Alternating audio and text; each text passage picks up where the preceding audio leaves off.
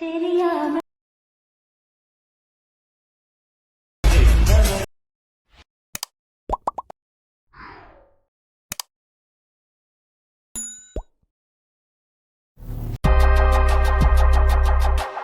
Hi guys welcome back. So உங்கள்கிட்ட இருக்கிற admission ஆப்பை ஓப்பன் பண்ணிட்டு நான் கொடுத்த ப்ரீசெட் எக்ஸல் ஃபைல் ஏதோ ஒன்று நீங்கள் இம்போர்ட் பண்ணி ஓப்பன் பண்ணிங்கன்னா உங்களுக்கு வந்து பார்த்தீங்கன்னா எப்போ ஷோ ஆகும். ஸோ இதில் எப்படி எடிட் பண்ணணும் குயிக்காகவும் ஷார்ட்னஸ் ஸ்வீட்டாகவும் பார்த்தலாம். ஸோ வீடியோவை ஸ்கிப் பண்ணாமல் கடைசி வரைக்கும் பாருங்கள். ரொம்பவே சிம்பிள் தான், குயிக்காக சொல்லிடுறேன். ஸோ நம்ம எடிட் பண்ணுறதுக்கு முன்னாடி வந்து பாருங்கள், உங்கள்கிட்ட வந்து பார்த்தீங்கன்னா நேனஸ்ட் பிக்கு கண்டிப்பாக இருக்கணும். ஸோ உங்கள்கிட்ட நேனஸ்ட் பிக்கு இருந்துச்சுன்னா ஓகே. ஸோ அப்படி உங்கள்கிட்ட பிக் இல்லைனாக்கா அப்படியே நீங்கள் பேக் போய்ட்டு கீழே ப்ளஸ்ஸையும் கொடுத்து ஒரு நேனஸில் ப்ராஜெக்ட் ஓப்பன் பண்ணிக்கோங்க. நெக்ஸ்ட்டு கீழே ப்ளஸ்ஸையும் கொடுத்துட்டு மீடியா கொடுத்து நீங்கள் எடிட் பண்ணிட்டு அந்த பிக்கை நீங்கள் செலக்ட் பண்ணிவிட்டு மேலே 3 பட்டனை கிளிக் பண்ணிவிட்டு ஃபுல் கம்ப்ரஸர் கொடுத்து கீழே மோட்ஸில் போய்ட்டு இந்த தேர்ட் ஆப்ஷனுக்கு போய்ட்டு லைட்டாக நீங்கள் பிக்கு தவிர நீங்கள் ஜூம் பண்ணிக்கோங்க. நெக்ஸ்ட்டு நீங்கள் செட் பண்ண வச்சுட்டு பின்னாடி மேலே காலில் எஸ் பட்டன் இருக்கும். அது நீங்கள் செலக்ட் பண்ணிட்டு கிரேப் ஃப்ரம் எஸ்பீஞ்சனுக்கு அதை நீங்கள் செலக்ட் பண்ணிட்டு எஸ் பண்ணிங்கன்னா இந்த பிக் வந்து பார்த்தீங்கன்னா நேனஸில் கன்வெர்ட் ஆகும். இதை நீங்கள் சேவ் பண்ணிக்கும். இதே சேம் மெத்தடில் உங்கள்கிட்ட இன்னும் நிறைய பிக் இருந்துச்சுனாக்கா நீங்கள் கன்வெர்ட் பண்ணி எடுத்துக்கோங்க. ஓகே. ஸோ இப்போ வந்து பண்ண நான் பேக் போய்ட்டு நம்ம இன்புட் பண்ண போயிட்டு ஓப்பன் பண்ணிக்கலாம். ஸோ அப்படி நீங்கள் கிளம்ப போயினா இந்த இடத்துல ஒரு ஆரஞ்சு கல்ல இருக்கா, ஜஸ்ட் அந்த லேயர் நீங்கள் கிளிக் பண்ணுறீங்க. இந்த கலர் ஃபில்டரை கொட்டு இந்த ஸ்டாரையும் கொட்டு இப்போ நேனஸில் கன்வெர்ட் பண்ணி வச்சுருக்கீங்களா அந்த பிக்கை நீங்கள் செலக்ட் பண்ணிட்டு மேலே ப்ளஸ்ஸையும் கொடுத்தா கரெக்டாக அந்த எஃபெக்டில் வந்து பண்ண அந்த பிக்கை ஆட் ஆயிரும். ஸோ இதுக்காக நேனஸில் கன்வெர்ட் பண்ண சொன்னேன்.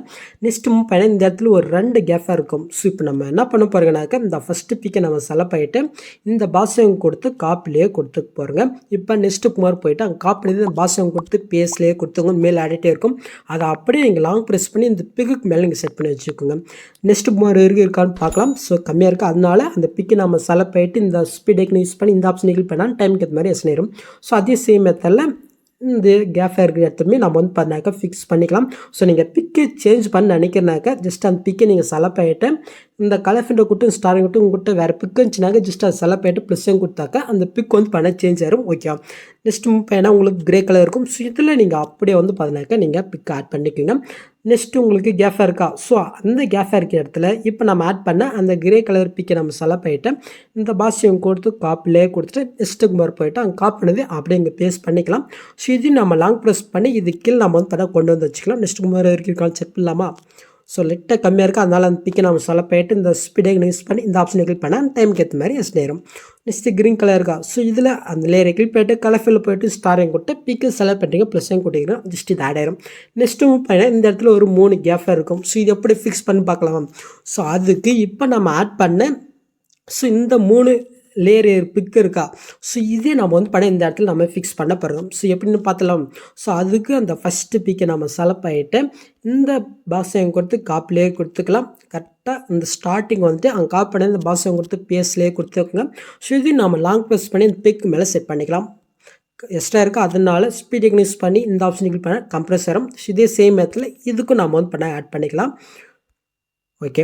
ஸோ இப்போ நெக்ஸ்ட்டு இந்த லாஸ்ட்டு பிக் வந்து பார்த்தீங்கன்னா இந்த லென்த்தாக ஒரு பிக் இருக்குது பாருங்கள். ஸோ இதே நம்ம செலக்ட் பண்ணிட்டு இந்த பாக்ஸை கொடுத்து காப்பிலே கொடுத்து லாஸ்ட் இருக்கிற இடத்துல அப்படி நம்ம பேஸ்ட் பண்ணிட்டு இது நம்ம லாங் ப்ரெஸ் பண்ணி கீழே கொண்டு வந்துக்கலாம். ஸோ கம்மியாக இருக்குது, அதனால ஸ்பீட் யூஸ் பண்ணி இந்த ஆப்ஷனை கிளிக் பண்ணால் டைமுக்கு ஏற்ற மாதிரி எஸ் நேரும். ஸோ எங்கிட்ட ஒரே பிக் இருக்கிறதுனால தான் நான் வந்து பண்ண இப்படி ஆட் பண்ணிக்கினேன்.